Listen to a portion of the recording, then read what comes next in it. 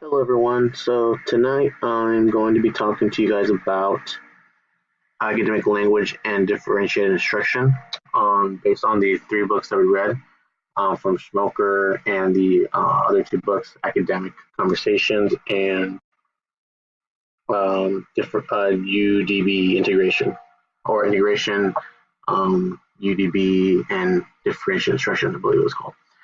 Anyways, we'll start off with academic language.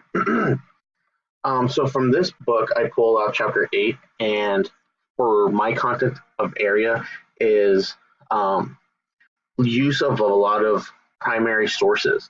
And Schmoker goes into this as well in his book about challenging primary sources, being able to identify what could be biases, what needs to be, digested more or dissected more by the students to really see what um, the true purpose of a certain document was written, whether that is for their own personal gain or for manipulation of a certain topic.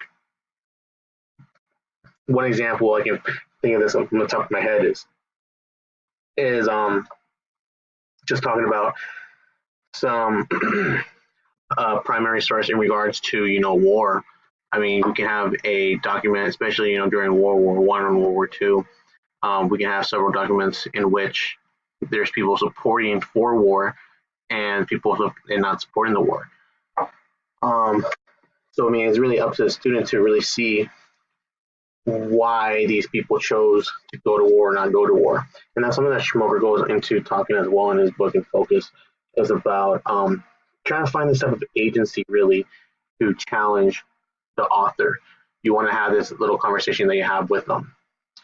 Um, and also, it's very important as well for the students to, especially for history, social science, to understand that there's always a cause and effect to everyone's actions in history.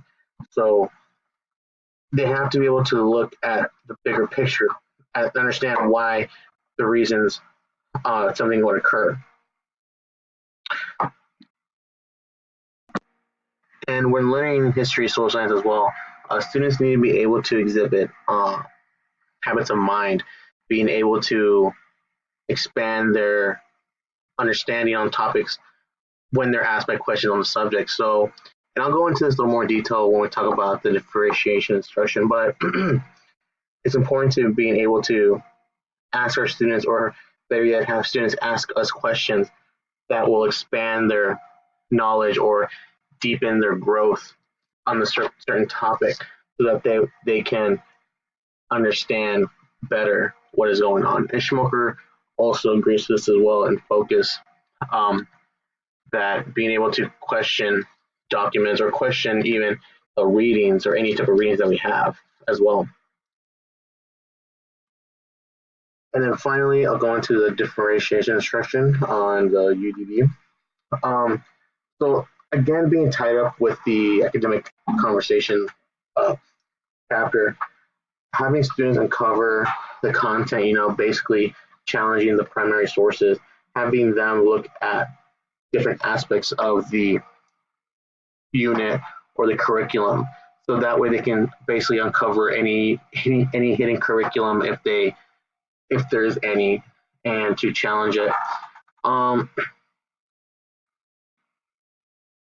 it's also important as well for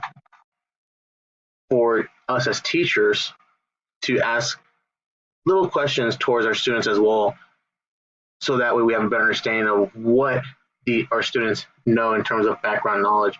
Because background knowledge is very important, so that way we have a better understanding on how to approach or how to present a new topic to our students, especially students that may not even be from our general area or from our country. If we were to go on and talk about the American Revolution or just talk about a specific person in history, like for example, let's say we were to say, oh, Thomas Jefferson, and the student from, let's say Mexico has no idea who Thomas Jefferson is, then of course there's no way for that student to be able to be uh, competent in that content area. So that's why it's very important to make for us as teachers as well to ask our students these important questions as well during class, kind of a little check for knowledge, if you will.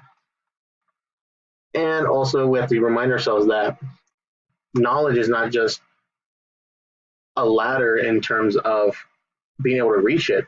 It's about stacking things on top of another, especially when it comes to history, social science. It's important for our students to have building blocks and be able to connect all of the interwebbings of the curriculum.